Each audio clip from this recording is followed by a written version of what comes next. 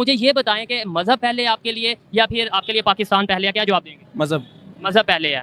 आपसे मैं पूछूं कि आपके लिए मज़हब पहले है या फिर आपके लिए पाकिस्तान पहले है? एज ए पाकिस्तानी तो आप क्या जवाब देंगे? पहले मज़हब है इस्लाम। अगर आपसे पूछा जाए कि आपके लिए पाकिस्तान पहले है या मज़हब पहले है तो क्या जवाब देंगे? मज़हब पहले है। पाकिस्तान नहीं पहले। नहीं, आपके लिए पाकिस्तान पहले है या मज़हब पहले है? पहले मज़हब है जी। पहले मज़हब है और हर पाकिस्तानी के लिए पहले मज़हब है। जी। सबसे पहले आपके लिए देश है या धर्म? देश। आपके लिए सबसे पहले देश है या धर्म है? अगर देखा जाए तो धर्म जो है ना वो देश से मतलब देश ज़्यादा बड़ा है, धर्म छोटा है। अक्सर पूछते रहते हैं, न्यूज़ में देखा होगा या टीवी चैनल पे देखा होगा कि आपके लिए देश पहले है या आपका धर्म पहले है। इसके ऊपर आप क्या कहना चाहेंगे?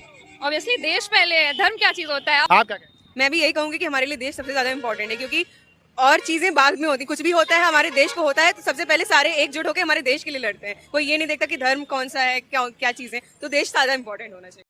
પ્રકાશભાઈ આપકા હાર્દિક સ્વાગત કરું છું અને મારો એક પ્રશ્ન છે કે તમારા માટે ધર્મ પહેલા કે દેશ પહેલા?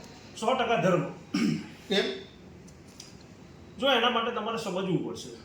તમે આજકાલના મજહબી લોકોને જુઓ છો ને તો એ લોકો બહુ ગર્વથી એવું કહે છે કે અમારા માટે સૌથી પહેલા અમારો મજહબ. તો પછી આપણો તો અનાદિકાળથી ચાલ્યો આવતો ધર્મ છે. પણ ધર્મ કેમ મહત્વનો એ તમારે સમજવું પડશે. મારો ધર્મ એટલે સનાતન ધર્મ. એનો મતલબ થાય છે આપણી ફરજો, એ ચાહે દેશ પ્રત્યે હોય, પ્રકૃતિ પ્રત્યે હોય કે વિશ્વ પ્રત્યે હોય. મારો ધર્મ મને શીખવાડે છે કે જ્યારે દેશ માટે જરૂરત પડે તો સૌથી પહેલા દેશ માટે પોતાની આહુતિ આપવી. મારો ધર્મ મને વસુદેવ કુટુંબકમની જે છે વિચારો એ મને શીખવે છે. મારો ધર્મ મને શીખવે છે કે પ્રાણી માત્રનું કલ્યાણ થાય, કે માત્ર માણસનું નહીં પણ દરેક પ્રાણીઓ જે આ પૃથ્વી ઉપર વસી રહ્યા છે એ તમામ માટે એમના કલ્યાણની કામના કરવી. મારો ધર્મ મને શીખવાડે છે કે આપણી સંસ્કૃતિનું રક્ષણ કરવું, આપણા દેશની સરહદોનું રક્ષણ કરવું, આપણા દેશવાસીઓનું રક્ષણ કરવું. આજે તમે સોશિયલ મીડિયા ઉપર જોતા હશો કે પાકિસ્તાની લોકો એમની જ્યારે પૂછવામાં આવે છે ત્યારે એ લોકો એમના મજહબને પ્રાયોરિટી આપે છે, એ લોકો એમના ધર્મને આગળ ગણાવે છે અને એમની દેશને પછી ગણાવે છે. જ્યારે આપણા દેશના લોકો આપણા દેશને પહેલા પ્રાયોરિટી આપે છે ને આપણા ધર્મને પાછળ ગણાવે છે. તો આ વિચારો કોણ શીખવે છે? એ આપણા દેશના લોકોને આ વિચારો શીખવા પાછળનું કારણ પણ આપણો ધર્મ જ છે. આપણો ધર્મ જ ઉદારતા આપણને શીખવે છે કે જ્યારે લોકોની પહેલી પ્રાયોરિટી મનુષ્ય માત્રને આપો, પ્રાણી માત્રને આપો. આ સંસ્કારો મને મારો ધર્મ શીખવે છે. તમને કદાચ ખ્યાલ હોય તો અહમદ શાહ અબ્દાલીએ મથુરાની અંદર એક વખત આક્રમણ કરેલું 80,000ની સૈન્ય ટુકડી સાથે, તોપ ગોળાઓ સાથે. ત્યારે આપણા દેશના નાગા સાધુએ માત્ર પૂજા પાઠ કરવાને મહત્વ નહોતું આપ્યું, પણ હાથમાં તરવાનો લઈને એ લોકોને આપણા દેશની સરહદોથી ક્યાંય દૂર સુધી ભગાડ્યા હતા. એમને પોતાના જીવતરની ત્યાં આહુતિ આપી હતી. તમે કદાચ સાંભળ્યું હોય તો આપણા ગુજરાતનો એક, સૌરાષ્ટ્રનો એક ધામ છે બગદાણા, જ્યાં બજરંગદાસ બાપા 1971ના સાલમાં જ્યારે યુદ્ધ થયું તો એ સમયે એમના આશ્રમની તમામ વસ્તુઓની હરાજી કરી નાખી હતી ને એ આવેલા પૈસા જે છે એ યુદ્ધના સૈન્ય ભંડોળમાં એમને આપેલું. તો મેં હમણાં પણ બીજી વસ્તુ કે એમને જે પોતાના અંગ ઉપર પહેરેલું અંગરખું એટલે બંડી, એ પણ એમના હરાજીમાં ત્યાં આપી દીધી. તો આ આપણા દેશનો ધર્મ છે, આ આપણા દેશના સાધુઓ છે. અને એના હિસાબે 800 વર્ષ સુધી મુગલોએ આપણા દેશ ઉપર રાજ્ય કર્યું. તો આપણા દેશના રામાનંદી સાધુઓ કે 10 નામી સાધુએ ગામડે ગામડે રામજી મંદિર અને શિવ મંદિરની સ્થાપના કરીને આપણા ધર્મને ટકાવી રાખ્યો. અને જ્યારે ધર્મ ટક્યો છે ત્યારે આપણી સંસ્કૃતિ ટકી છે અને આપણો દેશ ટક્યો છે. દેશ ક્યારે મરી જતો નથી, દેશ ક્યારે નાશ નથી થતો. એ જમીનનો એક માત્ર ટુકડો છે. પણ એ ભારતને ભારત કહેવા માટે ત્યાંની પબ્લિક જીવતી હોવી જોઈએ, ત્યાંનો ધર્મ જીવતો હોવો જોઈએ, ત્યાંની સંસ્કૃતિ જીવતી હોવી જોઈએ. આજે ઈરાન, અફઘાનિસ્તાન એ બધા દેશો છે જ, પણ એક જમાનામાં ત્યાં પારસીઓ હતા, આજે ત્યાં મુસ્લિમો છે. અફઘાનિસ્તાનમાં એક જમાનામાં હિન્દુ હતા, આજે ત્યાં મુસ્લિમો છે. એટલે દેશનો ટુકડો ક્યાંય ખસીને જવાનો નથી. પણ ધર્મ ત્યારે જ જીવિત રહેશે. ભારતના ભારત ત્યારે જ કહી શકશો કે ત્યાં હિન્દુઓ વસતા હશે, ત્યાં હિન્દુ સંસ્કૃતિ વસતી હશે, ત્યાં સનાતન સંસ્કૃતિ વસતી હશે. તો જ્યાં સુધી આપણો ધર્મ નહીં જીવે ત્યાં સુધી આપણું કોઈ અસ્તિત્વ નથી. એટલે મારા માટે સૌથી પહેલા મારો ધર્મ છે. માત્ર જમીનનો ટુકડો નહીં, મારા માટે દેશ નહીં પણ મારા માટે રાષ્ટ્ર ઇમ્પોર્ટન્ટ છે. અને જ્યારે રાષ્ટ્રની વાત કરું ત્યારે એમાં ધર્મ સાથે ત્યાંની સંસ્કૃતિ આવી જાય અને એ જીઓગ્રાફી પણ આવી જતી હોય. તો સાધુ સંતો કહે છે ને કે ખાલી આપણે કઈ એમને શાસ્ત્રો પર નહીં પણ શસ્ત્રો સાથે આપણા સાધુઓ શસ્ત્ર અને શાસ્ત્ર બંનેમાં નિપુણ છે. એક હાથમાં માળા અને બીજા હાથમાં ભાલા.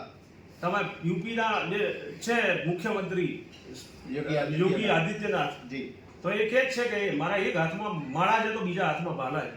અને આ દેશમાં જો કોઈ દુર્વ્યવહાર કરવાની કોશિશ કરી કે આ દેશના મેલી નજરે જોવાની કોશિશ કરી ત્યારે એ લોકોની ખેર નથી. આજે એ પરિસ્થિતિ પાકિસ્તાન સામે જવા થઈ રહી છે. તો તમે જેમ પ્રકાશભાઈ જે ભજનદાસ બાપુનું ઉદાહરણ આપ્યું એમ મેં હમણાં જ એક વિડીયો જોયો હતો જુનાગઢના મહાન સંત જેનું નામ છે ઇન્દ્ર ભારતી બાપુ, એમણે પણ લલકાર કર્યો છે કે પાકિસ્તાનને મિટાવી નાખો, હું મારું તમામ સંપત્તિ દેશ માટે આપું. હું એટલા જ આવા માટે સાધુ સંતો આપણા દેશમાં છે. હું એટલા જ માટે કહું છું કે આ જે તમારી વિચારસરણી છે એને ડેવલપ કરવાનું કામ એ આપણો ધર્મ કરે છે. આપણે કોઈ દિવસ કોઈ રાષ્ટ્ર ઉપર ક્યારેય પ્રહાર નથી કર્યો પહેલી વખત, કે ક્યારે આપણે ઇન્વેઝન નથી કર્યું, કોઈ રાષ્ટ્રને આપણે ગુલામ બનાવવાની કોશિશ નથી કરી. પણ જ્યારે કોઈ બીજા દેશે આપણને છંછેડવાની કોશિશ કરી ત્યારે એનો જવાબ આપવામાં આપણે ક્યારેય કચાશ નથી કરી.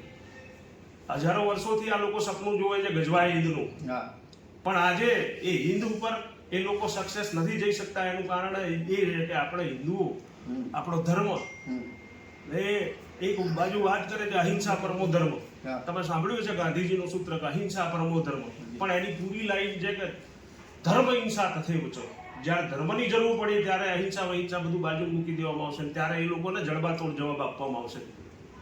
એટલે દુનિયામાં એકમાત્ર ધર્મ એવો છે સનાતન, જે હજારો વર્ષોથી ચાલ્યો આવે છે ને ચાલતો રહેશે. જી. અને જ્યાં સુધી સનાતન જીવતો છે ત્યાં સુધી કોઈની બાપની તાકાત નથી ભારત સામે મેલી નજરે જોઈ શકે. અને પાકિસ્તાનને ખબર પડી જશે એને કે ભારત શું ચીજ છે. જો કે 2-3 વખત આપણે એમને સમજાવી દીધું છે, પણ પેલું ગુજરાતીમાં કહેવત છે ને કૂતરાની પૂંછડી વાંકી ને વાંકી, એ સુધરશે નહીં. એ 10-15 વર્ષે ભૂલી જાય એટલે એકવાર એને યાદ કરાવવું પડે. સાચી વાત છે. તો આ હતા પ્રકાશભાઈ સાધુ અને એમનો જે વિચારસરણી છે એ ધર્મ પહેલા અને દેશ પછી, કારણ કે ધર્મથી જ આપણા દેશની તમારી ભૂલ થાય છે. હજુ ધર્મ અને દેશ બંને એક સિક્કાની બે બાજુઓ છે. જી બરાબર. જ્યારે તમારો ધર્મ હશે ત્યારે 100% દેશ પહેલા જ રહેવાનો છે.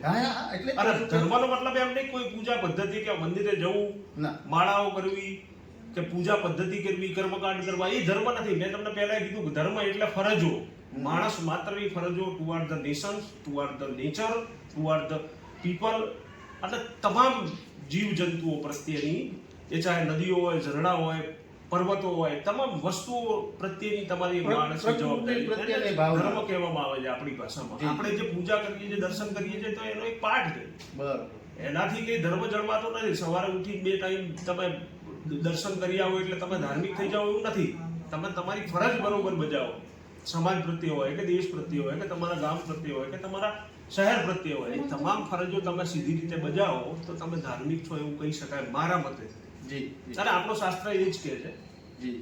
તો આ હતા પ્રકાશભાઈ સાધુ કે એમનો વિચાર એમને રજૂ કર્યો છે અને આપને જે અમને આ જે જ્ઞાન આપ્યું, સમજણ આપી, એ બદલ પ્રકાશભાઈ આપનો ખૂબ ખૂબ આભાર. જય શ્રી રામ. જય શ્રી રામ. જય શ્રી રામ.